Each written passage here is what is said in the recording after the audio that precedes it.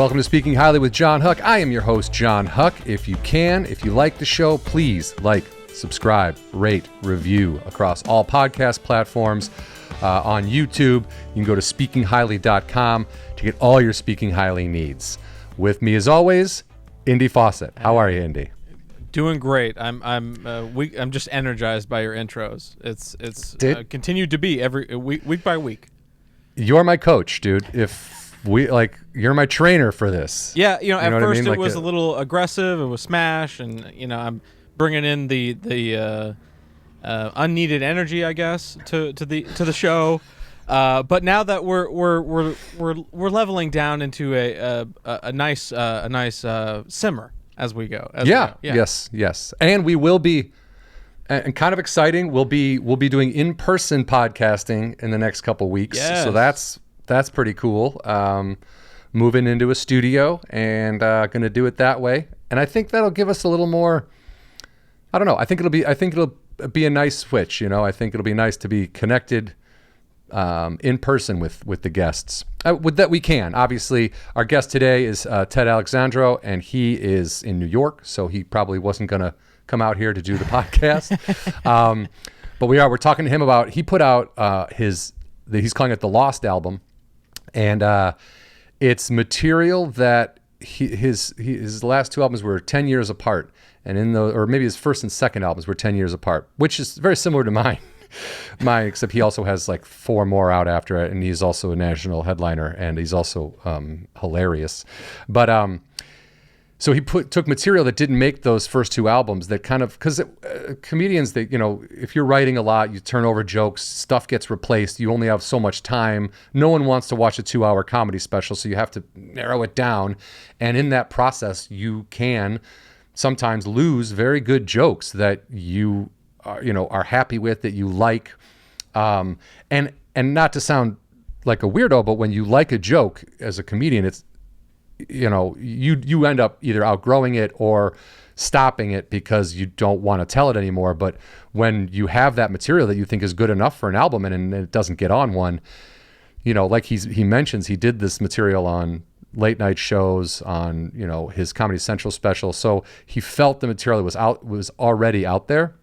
But I think it's okay to put that stuff onto an album so it can be consumed by fans of his, comedy fans. And if you don't know Ted Alexandro, I highly recommend checking him out on YouTube. He's got a podcast. I think it's just called the Ted Alexandro Show, and he's a very smart dude.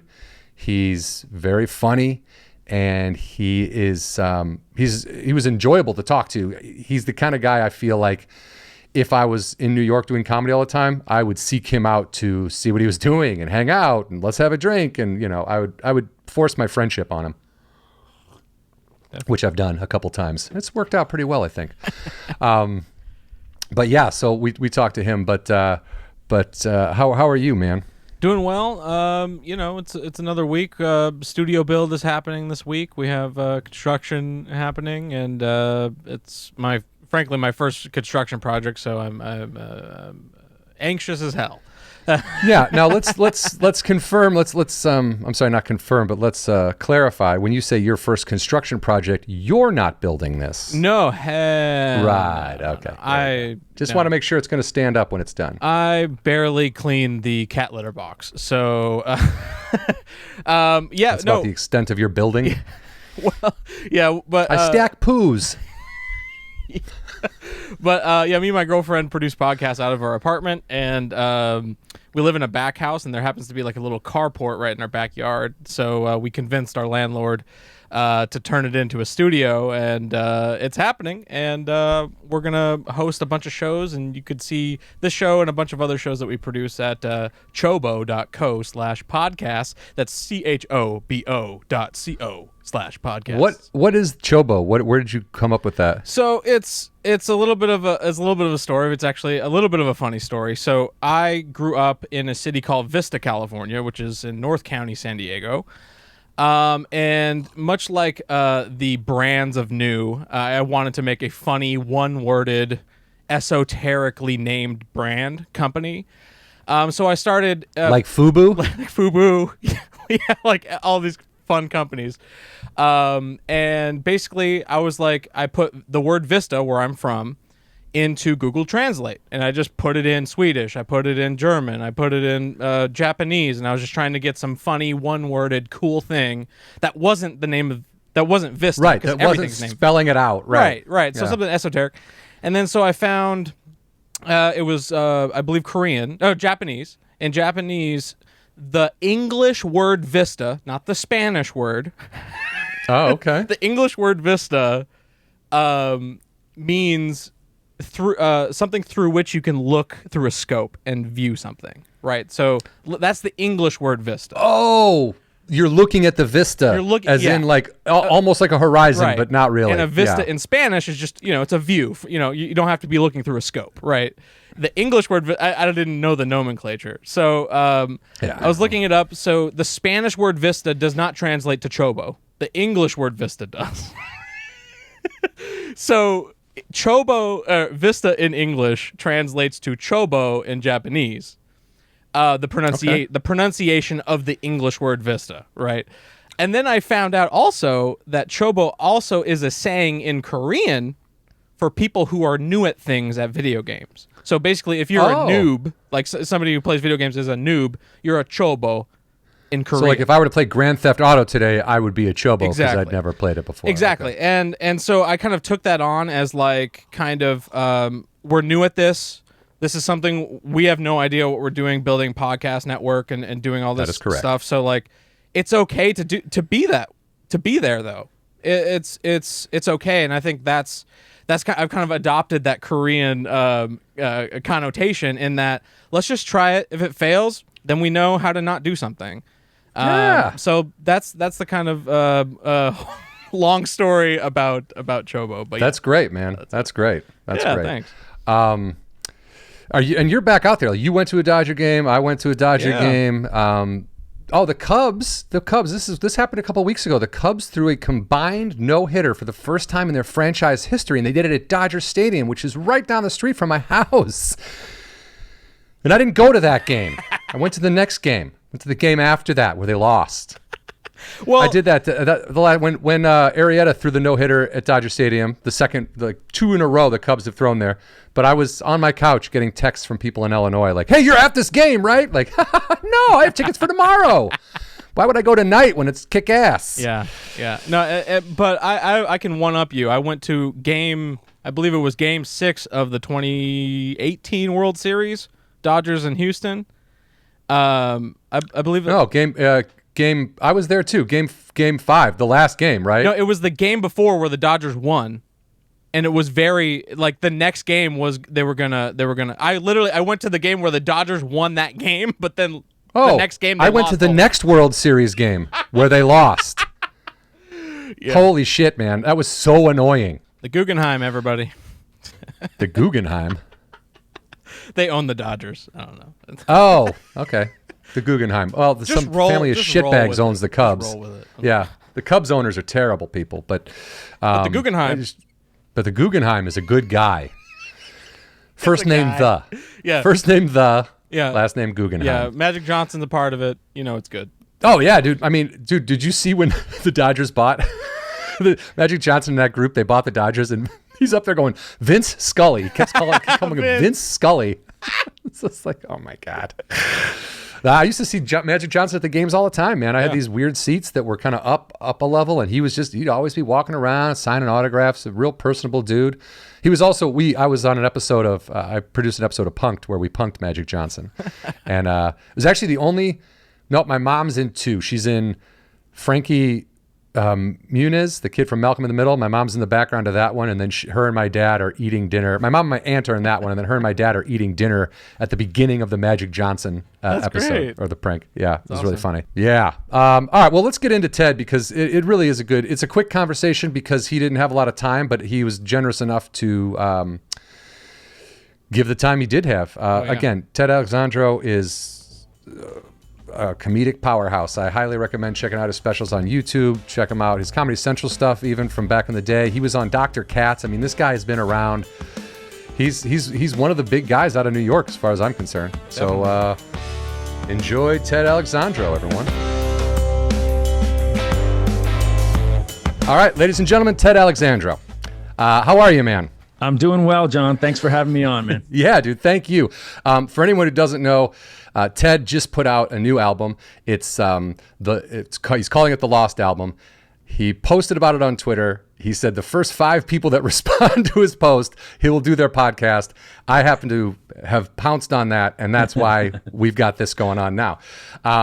You acted fast, my friend. I did, man. And what's crazy is I've known who you are. I've been a fan for a really long time. And, just everything, you get busy and whatever. And then I kind of refound you during the pandemic with your podcast. And I was like, man, and I think what I like is that I don't want to call you a lone wolf because that sounds like you're some, mercenary, but you're not like a cliquey guy. You're your own person. You have your own opinions. You don't seem to need to be like in a group to get your point across, if that makes sense. I don't know if it does, but I love the podcast. I love your point of view, and and then I watched some of Teacher's Lounge, your web series, and holy shit, dude, that is really funny. Thank you. The episode, if you go to his website, the episode that's on there right now, the Jim Gaffigan episode, is dynamite, dude. I mean, it's just really funny. I laughed out loud the whole time. So thank you. Yeah, the Gaffigan episode, we did 10, and the Gaffigan one and the David Attell episode were my personal favorites, but they're all really funny. They're all really funny, but you're also, Gaffigan and Attell are, Attell especially, not to take anything away from Gaffigan because he is a heavy hitter, but like Attell Attell is a, I don't know, that guy's like a machine. I don't know. Yeah, he's like a comic savant. My friend Hollis James and I, we co-wrote and co-starred in Teacher's Lounge. All 10 episodes are free on Teacher's Lounge, by the way. And we wrote with all of these various comedian friends of mine whom I've known for decades. We wrote towards their strengths. So with Dave, we cast him as the school photographer, and we kind of borrowed, in a sense, from shows that we loved, whether it was Curb Your Enthusiasm or even going back to like Dr. Katz, that would showcase comedians towards their strengths. And we figured, all right, let's just get Dave in the room, give him a few bullet points. And it was funny because knowing Dave as I do, I've worked with him over the years, not just on stand-up, but on various projects. I actually had him guest on my second Comedy Central half-hour special. I did a joke where I talked about how rappers always have guest stars, and wouldn't it be funny if comedians had guest stars on their jokes? And then I brought out Attell, Todd Barry, and Russ Maneve, and we broke up one of my jokes into 4 parts. But the reason I bring that up is because Dave, when he'll say yes to things, but then he tries to back out the whole way. I don't know if I can do this. I don't know if this is funny. Has this been done before? And same thing with the school photographer thing. He's like, I can't act. Is this too hacky? I don't know if it's going to work. Like literally on the day when he showed up, I'm like, Dave, you're going to be great. You just kind of have to talk him off the ledge. And then sure enough, the guy he's a machine gun. It's just punchline after punchline. Yeah. And if you watch, I encourage people to watch it. It's 95% him. Like I said, we kind of got him in the room. We gave him a few lines, a few kind of things to hit. And then the rest was just him as a comedy hurricane. Yeah, I don't know. That reminds me, I don't know if you've heard the story about Rodney Dangerfield's first movie, which was Caddyshack. He does his first scene, which is in the pro shop. Nobody's, they're like, oh, do it again. They do it 3 times. Like, Rodney doesn't look good. They're like, what's wrong? He's like, I'm dying out there. And it's like, what? He's like, nobody's laughing. He's like, they can't laugh. They'll ruin the take. And he's like, oh, okay. I thought I was tanking. And it's like, Rodney Dangerfield thought he was tanking. It's like, yes. For Attell to be, he doesn't strike me as like a braggart or a blowhard or an egomaniac. So like he's nervous that he doesn't want to come into your project and then make it worse. He literally said that. He's like, I don't want to ruin your project. I'm like, Dave. Yeah, Dad. I wouldn't ask you if I thought you were going to ruin it. Like, there's no. Great. Yeah.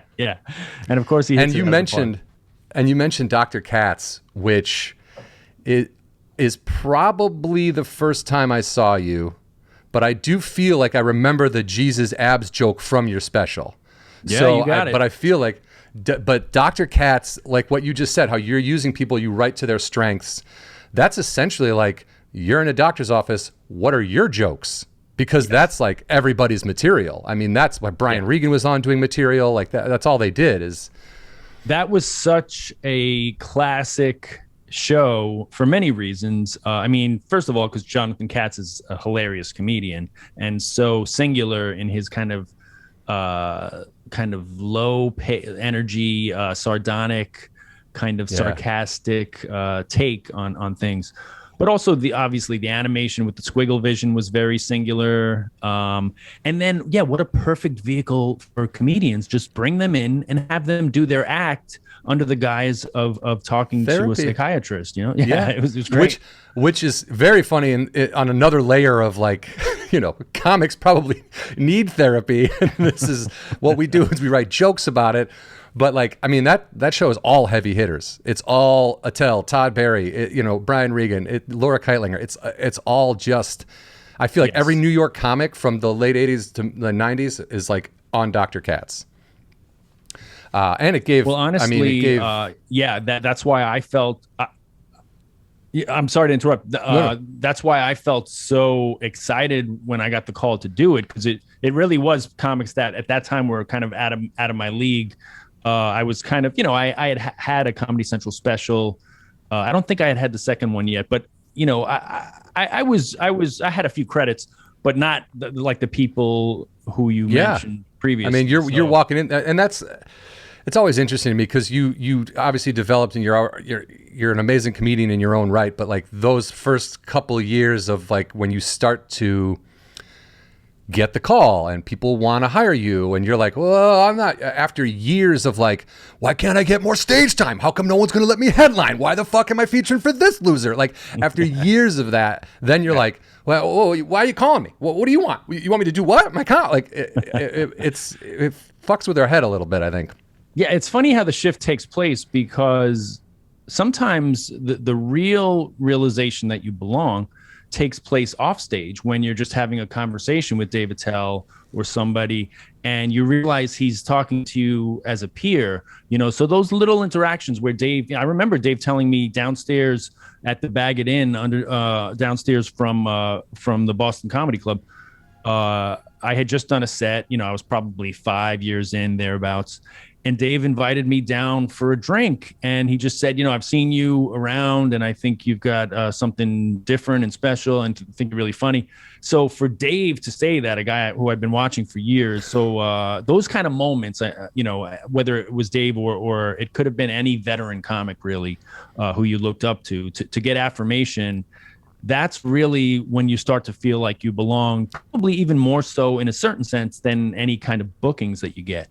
That's a very solid point. I mean, I never sat at the table at the cellar upstairs, but I've sat near it and I've seen the people that sit at it and I'm like, oh yeah, okay. And then at one point I've only been to the cellar once, I think, or twice.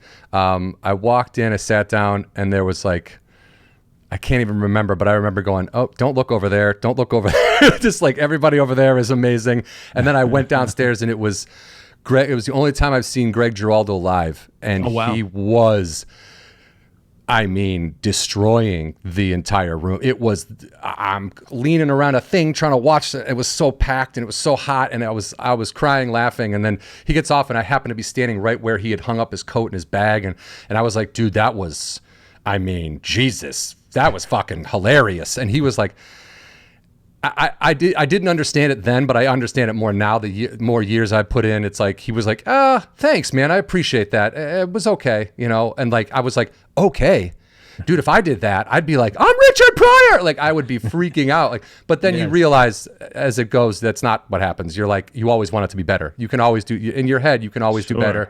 You flub a line, you do something nobody else knows, but That's exactly right. Yeah. And there are people, it's funny because you talk about people who kill, right? And everybody has sets. If you're doing it long enough, you have sets where you kill.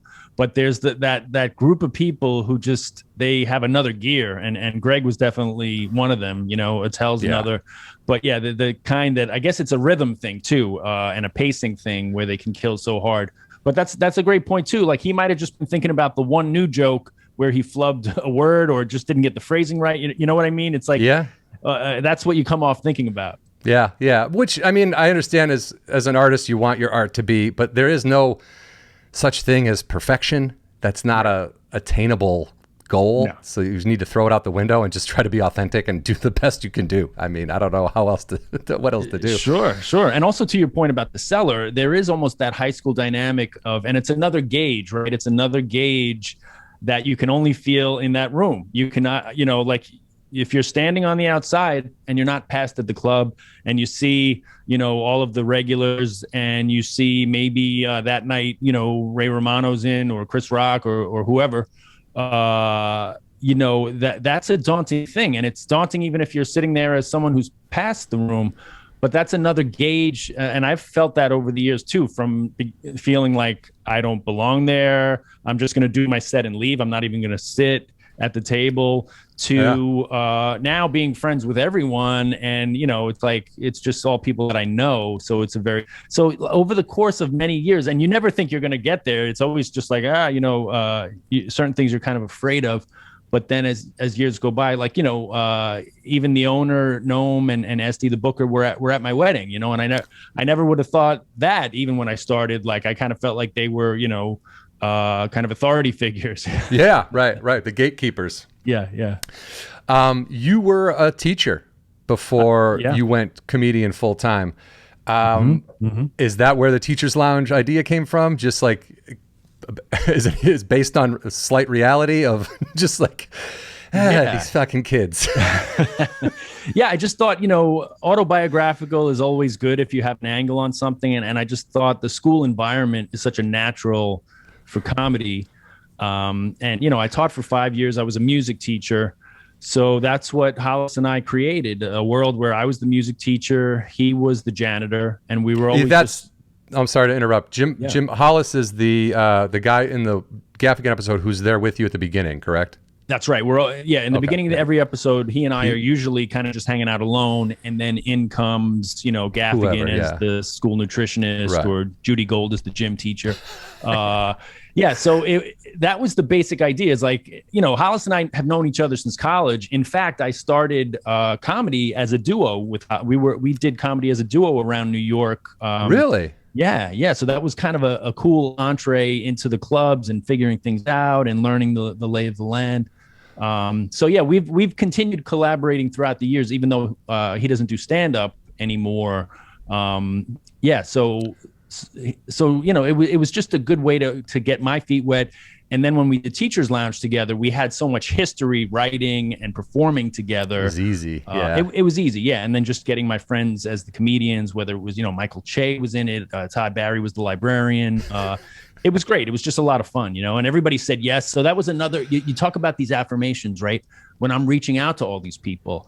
And I remember Che in particular was in between, if you can believe it. He was on this crazy streak. He was in between. He had just done The Daily Show as his correspondent and then got the offer for SNL. So I think we got him like in the week in between, so that like he had time. Yeah. He fit Teachers Lounge in between those two shows, so it was great. That's awesome. I mean, I love that.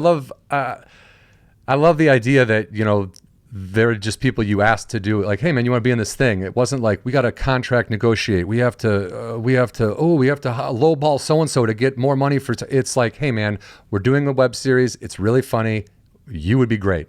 Yeah, dude, I'll do whatever you want. Like, yes. That's the beauty of the comedian relationships. On the one hand, it would be nice to have that other experience of like, hey, I got a pilot and I want you to sure. Be in it. Yeah. And you will get paid properly. And then you have all the machinery behind you. But I also really do value, and I should mention, we also did a Kickstarter for Teachers Lounge and we raised $50,000. And money came from all corners of the world, really, because I've performed everywhere now. I've performed in the Middle East, I've performed in Australia, Singapore. So all these comedic relationships that I had formed over the years, like, really kind of bore fruit. I mean, not to say that that's why I did it, but it was really nice to receive even the money that put us over the top, I think, came from Singapore. A friend who was like, "How much do you need to get over?" And I was like, "I think we're like 1,500 away." And he wrote a check to put us over the top. So, just to note that the feeling of doing things yourselves, as Hollis and I did, and to rely on relationships, I think you can see that in the final product too, because there is a lot of history and really love and friendship between all the people who collaborated. Yeah. I of all the things I know about you, I did not know you were a comedy duo. I did not. I never knew that. What? Yeah. That's such a rare. I mean, I think it was more something people did way back in the day. Like, excuse me. Like my dad was a big Bob and Ray fan, and like Mel Brooks, Chris Elliott's dad, right? Yeah. That's why we watched Get a Life Together, because when my dad realized that Chris Elliott had cast his real father to play his dad, my dad lost. He was like, "Well, this is fantastic," and my mom's like, "This show is great," and I'm like, "Maybe I'll live above the garage when I'm 35," and she's like, "Get the fuck out of here! That's insane." Right. But yeah, but Bob and Ray and like Mel Brooks and Carl Reiner, the 2,000-year-old man, all that kind of stuff, and I feel like when I first started doing stand-up, I think the Walsh brothers, who were out from Boston, were like the only the Sklar brothers, I guess. Sklar brothers, yeah. But it's like their family, they're brothers, they've been related. So to do it with somebody, like Carlin was a duo. George Carlin was a duo before he decided. What was your main, what was the shtick like? What did you guys do? We had come from a sketch group in college. We went to Queens College together, and Hollis was the one. He was kind of a tour de force. Like, he founded the sketch group, went to the chairperson of the drama department and said, "Can we create this?" And he would put up 2 shows a year, like one in the fall, one in the spring. So he cast it, he wrote it, he directed it. It was like, he was kind of a one-man wrecking crew of putting on these shows. So I went and auditioned, and we struck up a friendship. So I handed him some things that I had written kind of sheepishly, like some sketches I screwed around with. And he said, "These are good, we'll put them in the show." So that to me was like the first inkling of, wow, like I can write comedy and perform. And I mean, I grew up loving stand-up, loving SNL, but never, I thought it was like going to the moon or something, like out of reach. Yeah. So Hollis was really someone I saw with just this kind of really focused work ethic to just, when you want something, you go for it. So we started with sketch, and then when we graduated, we just started going around as a duo. We auditioned at the Comic Strip, Stand Up New York. We'd go to any stage we could find, really, and it was essentially like little sketches. We were kind of in essence, we were taking bits or ideas from sketches we had written, and just doing like, okay, here's like bodybuilders arguing over literature or whatever. We just do like little pieces and then on to the next vignette kind of thing. Yeah. Okay. All right. That's cool. And what was why did you guys sort of separate, or why did it become something you didn't do anymore? Well, I think it was because it was hard to always write together, always perform together. And more I was like getting bitten by the bug of writing my own stuff. So I was like, I'd like to try this. So, and also we were doing it sporadically. It wasn't like we were kind of naive. We didn't realize you have to do this every single night. Like if we had a great set once every 2 weeks or 3 weeks, like we auditioned at the Strip and got a call back with really like no, that was one of our first sets. Like we were like, okay, we'll come back. We were so naive that we came back with a new 5 or 6 minute set, because we were like, oh, I guess they want to see like a new, like we didn't repeat a single joke from that first set that got us to the second one. So we were very naive and didn't realize the rhythms of everything and the repetition. Sure. But to your question, I more and more I was just of the mindset, like I really want to see what I can do as a solo. So that it kind of just went in that direction. Yeah. And you mentioned SNL. You're born and raised in New York, correct? Yeah. So it was always kind of right there, and you knew it was there, but was that that was a huge influence for you? Who else did you see that you were like, I want to get in comedy. I want to get involved in that. I think I could do that. Or, man, that looks interesting. Well, I mean, SNL was always such a part of the, just societal landscape, the comedic landscape of, your friends were always talking about it from the time you were in like probably fourth grade or whatever. So as the casts went along, there were always new people, new sketches, new characters to talk about and imitate and joke around at school about. So that was just a part of like anyone who was funny, you were kind of talking about that. Yeah. But as far as like people that made me think I could do stand up, I mean, in a weird way, I guess like guys that are from New York, and there's a lot of the greats that are, whether it's Carlin, Eddie Murphy, is from Long Island, and for that matter, Jerry Seinfeld graduated from Queens College as well, as did Ray Romano. So I had two guys that were kind of just like, maybe 15 years ahead of me that were blowing up. Seinfeld obviously was a very respected stand-up, had done every show there was to do, and then got his own show, and that like wasn't a huge hit out of the gate, but then became huge. So for me, as someone who went to Queens College and was pursuing comedy, even though I didn't have his style, I definitely respected his craft, and he put out his documentary. I think it was called Comedian. So as I was starting and his show was just becoming a phenomenon, I couldn't help but also really be, inspired by his path. Yeah, and it's someone who's close enough to you in terms of, region, location, and you see them, what they do, and you're like, oh, that's obtainable. That's obtainable. That's something that like, no, you're not gonna write the show Seinfeld. No, you're not Jerry Seinfeld, but you know that if like, wow, somebody out of Queens is getting accepted here, like there's room for me. Like I feel like when you see someone else go, you're like, oh, I can go too. Like I'll just go, Yeah, it's not as daunting because it's like I recognize the way he talks. I recognize the things he talks about, and it doesn't even have to be Seinfeld because as you know, there's even like comedians that aren't that good that inspire you for the reason that you're mentioning, like, oh, they're going up night after night. I can do that. I can try, So, yeah. I could give it a shot. You get it from both ends. As far as, because you have 4 albums out before the Lost album? 5. This is the fifth. The fifth one. Okay. Right. Now I know that when I first read the description of the album, it made me think like, my 2 albums are 10 years apart or 11 years apart, and there's so much material that got lost in there, but also from like, I feel like just even a shorter amount of time, like, weeks and months, you'll have a joke and it'll get pushed out for something else. And then it just kind of gets forgotten. And then you go back and you're like, oh, fuck, whatever happened to this joke? This is a good joke. Why am I not telling this anymore? Yes. What was the process? 10 years of material for you is a lot of material, I'm assuming. Like you're going up all the time in the big rooms. How did you narrow it down to get this album, because it's not one consecutive, they're bits taken out of shows that you did, right? Yeah It's kind of a patchwork of many years, as you said, 11 years in between my first and second album, and in fact I even used a few bits from before my first album that I had forgotten to put on, like literally forgot, because my first album I just did one show at the taping.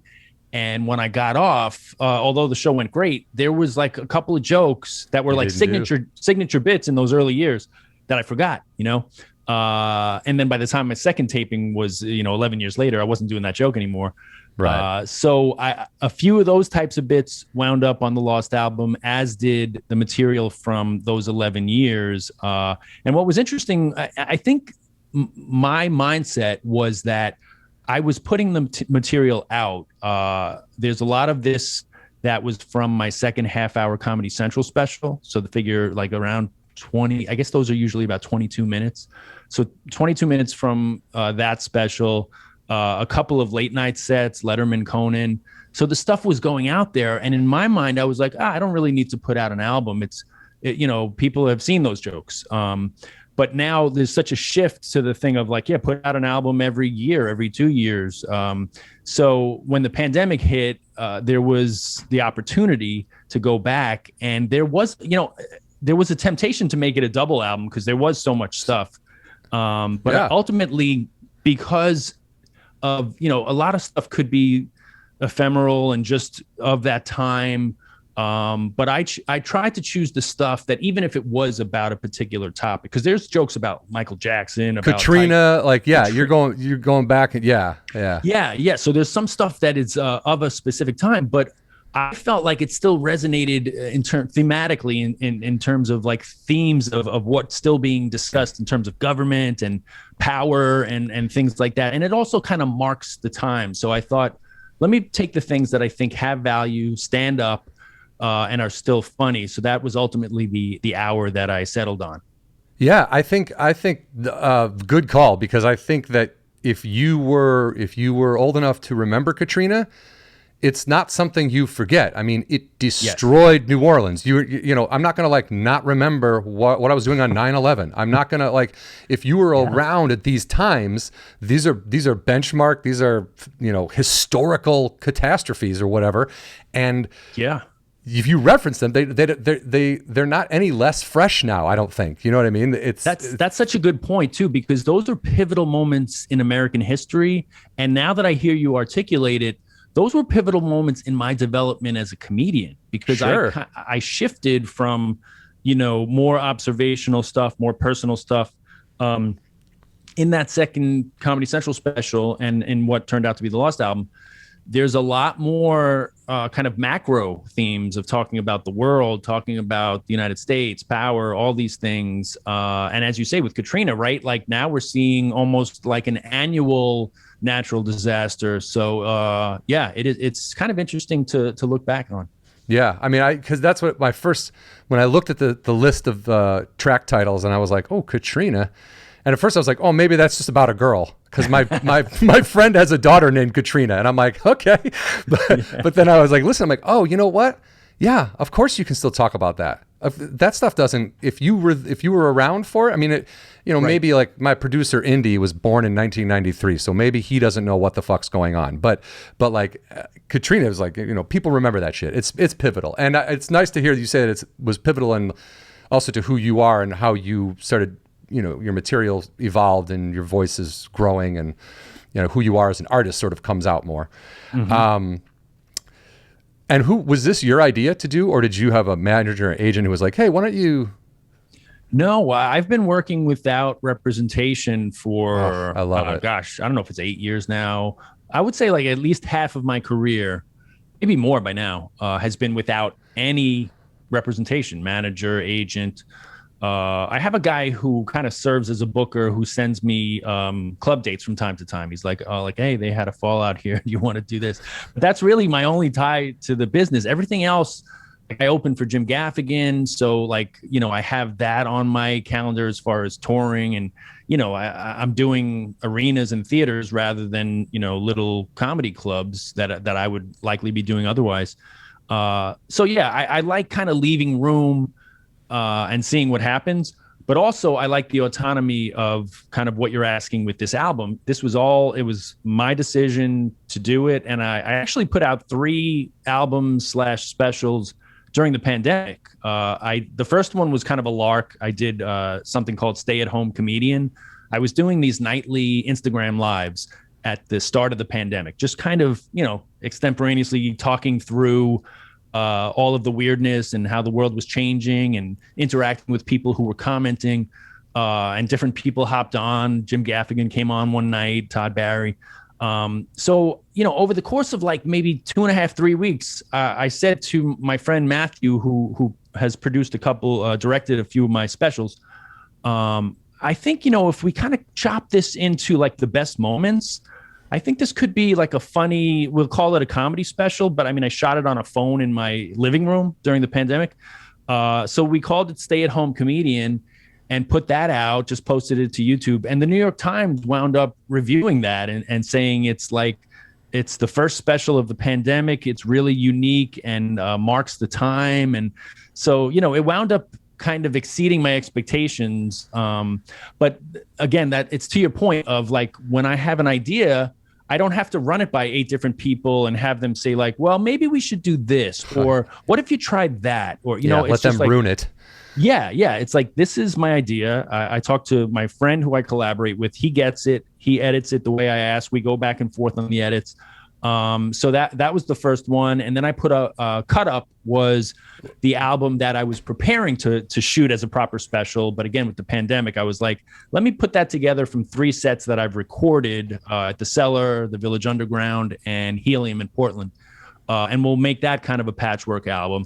And then when I finished that, I said, let me finally get to this Lost album, you know, because I have the time. I have all the footage. Let me dig into that. So it was kind of that was the chronology of how these 3, you know, album specials came out during the pandemic. I guess I didn't see Stay at Home Comedian. I saw Cut Up, and it was great, man. It was fantastic. I loved it, dude. Thank you. And again, you kind of working with the situation at hand. Like, yes, it's sets put together, you know, it's not one whole show, but that's where we're at. You know, you couldn't go out and do a whole show. It was impossible. So right. You made the best of it, and you put all the stuff out, which was, I don't know, I loved it.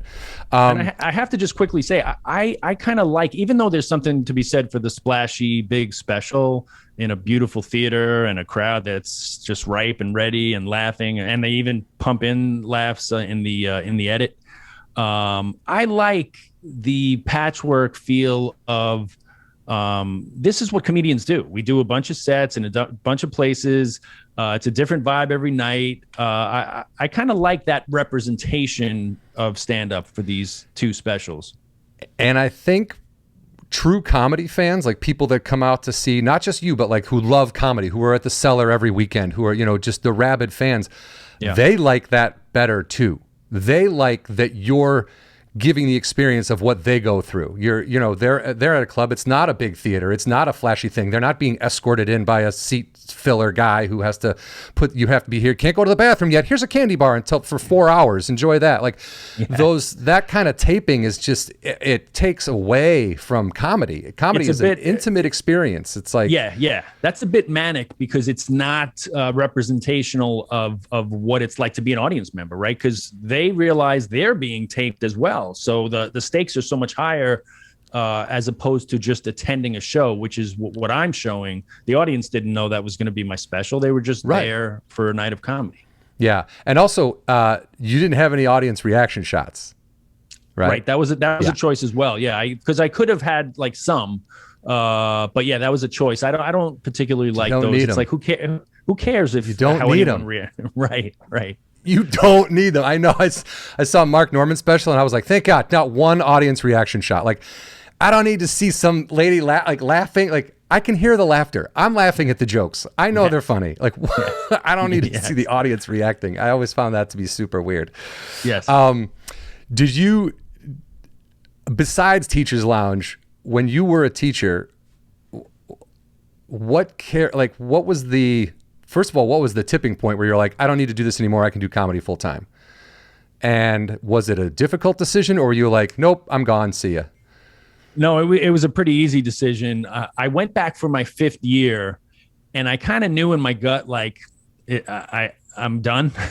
So as the year started and comedy was, I think I had just done like Montreal Festival just for laughs, and things had gone well there. So then it's like, I'm going back to my teaching job and, and getting some other things and getting more and more road work. So I'm like having to go into school and teach elementary school kids the recorder, and it's just kind of wearing on me. So eventually I told the principal, who, I had a good relationship, fortunately, with all the faculty and the administration. So I said, I'm gonna call it quits at the holiday break when it gets to Christmas break. And I wound up actually going out to LA for pilot season around like February or whatever it was. But yeah, the timing was right. I think looking back, probably I shouldn't have gone back even for the 5th year, but whatever, it was fine. Yeah. When you went out to LA for pilot season, I recently saw a little bit of your podcast where you talked about kind of I think someone asked you a question about what do you prefer, the New York or the LA scene, and you very smartly, kind of describe both scenes, and there is a lot of, in LA, there is a lot of, I act, I do want to do more acting, but also I love stand up, and they're two separate things, but you can do them both out here. Whereas, like you had mentioned, New York is a little bit more stand up. There's not so much. I mean, yes, they do commercials. They have acting out there. It's not like it doesn't exist. But for the most part, like if someone's like, I'm a New York comic, that's a person who goes up as many nights and as often as they can, and you kind of know that just in the definition of who they are and what they do. But how? Because you're great in Teachers Lounge. Like you have a natural. I feel like you can act. So is there anything? I don't know, guys like Brian Regan and Geraldo, they had, countless pilots that didn't get picked up. Did that happen to you? Did you do multiple pilots, or did you kind of just lose the acting idea and didn't really interest you after a while? Well, I loved acting and still do. And that was really my background. Before I ever set foot on a stand-up stage, I did a lot of community theater. I was lucky that our local church did a musical every summer. So I did, like, you name it, all the usual suspects, like Grease. Joseph and his amazing Technicolor Dreamcoat. I didn't do that one, surprisingly, but that's a good guess. I think they did that after I left. But I'm familiar with it. Yeah. All those, Godspell, West Side Story, Oklahoma, the whole 9 yards. So I had, little Birdie, Bye Bye Birdie. I had done all of the usual canon of high school and college musicals by the time I graduated, and performed a lot. So being on stage was not a problem for me. And acting was not a problem for me. And then I further took acting classes around New York and stuff like that. So yeah, I loved it. And I saw myself going in that path. I wanted to do both. But yeah, I auditioned for a lot of stuff, did a couple pilot seasons out in LA. But yeah, just never got a couple of callbacks here and there, but never got cast in anything. So yeah, now that I'm kind of out of the pipeline, you really need to have an agent and be in that pipeline where you're going out all the time. Yeah. So unless somebody calls you and offers you something that knows you. Well, that's kind of what I'm hoping the universe has in store, because it's funny, you brought up Brian Regan, and I don't know if you've seen I can't remember which network has it, but it's a comedy starring the guy from Office Space, great actor, Ron Livingston. Yes. Yeah. It's called this new show is called Loudermilk.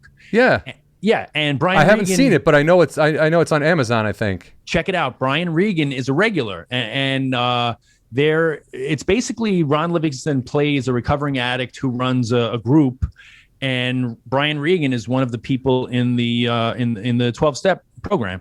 And he's great. At first it's just funny, but then you can see, like, as the writing expands and they give him more to do, there's some really beautiful dramatic moments from Brian Regan. And the knock on him that I always heard, he can't act. That's why they've tried a few times. He can't act. And sure enough, I guess this is by the Farrelly brothers, by the way, who created Loudermilk. So I would imagine, being as big comedy fans as they are, and they've used a bunch of comics over the years, they probably just cast Brian Regan in this role, and he's great, So so that I have my fingers crossed that as I go along, maybe some people will keep me in mind for stuff. Yeah, man. And as far as the, like, people not gonna, like, he can't act, that's why all his pilots don't get picked up. The pilots don't get picked up because either they're not good, and that's not the comedian's fault. That's the writer's fault. That's the executive producer's fault. That's the production's fault. A million things. Or the suits have no fucking idea what comedy is, which is usually, it's the latter. It's like, and I'm not trying to bash anybody, but like, people who don't do comedy, who don't act, then making the calls and calling the shots on what gets passed and what goes where, that's a little bit mind numbing. It's like, who are you? You've done nothing. And now you have an opinion about this? Interesting. Yeah. And then and then the audience doesn't get, and an audience won't get a chance to see it because it's, cut down at the knees before it ever gets anywhere. But I will definitely check out Loudermilk. Yeah, Brian's great in that. I think the problem with a lot of those suits is that they confuse what their role is. Like a good leader in that scenario goes to the talent and says, how can I support you? What do you need? How can I go to bat for you? Instead of like giving comedic notes on, oh, I think we need this or that. Like if you trust the artist and the kind of brain trust of the creative team, then just support them. You gave them the show and let them create what they're going to create, So I think the best executives wind up doing that, but it's few and far between. It is. And I wasn't trying to say there aren't any good executives. I didn't mean it like that, but I agree with what you're saying, that they lose the role that they're supposed to be playing, and then they're all of a sudden given notes on things that, and in order to make themselves feel important or make their boss think that they have an idea, or if I don't get my 2 cents in, why am I even here? I'm going to get fired. So there's a lot of talking to hear yourself talk so that other people can hear you talk, and then that's where you get a lot of crisscross and nonsense and whatever. Sure. Dude, thank you so much for taking the time. I really appreciate it. Do you have anything coming up? You have dates coming up? I wanted to ask you, was this the joke? You were semi-retired? Was that like what was that? Like, I'm like, oh, he's not doing comedy anymore. That's why I started watching your podcast, because I was like, what do you mean he's not doing comedy anymore? I was confused. Then it worked. Get people to the podcast by saying you're never going to go on stage again. No, during the pandemic, I'm married, and I have an 18-month-old son and congratulations. Thank you. And a 2-month-old daughter. So we've got 2 little, kids under 2. So my life in the pandemic was so much about home and family. And I started, doing the podcast and stuff. So it was more like, this is my new life. I don't care if I ever do stand up again, So I was kind of tongue in cheek referring to myself as a retired comedian as I put out 3 albums and specials. Yeah, that's what I was like. For a retired guy, you're putting out a lot of content. I'm pretty busy. Yeah. Well, I love it, dude. To answer your question, all my dates upcoming are at tedalexandro.com.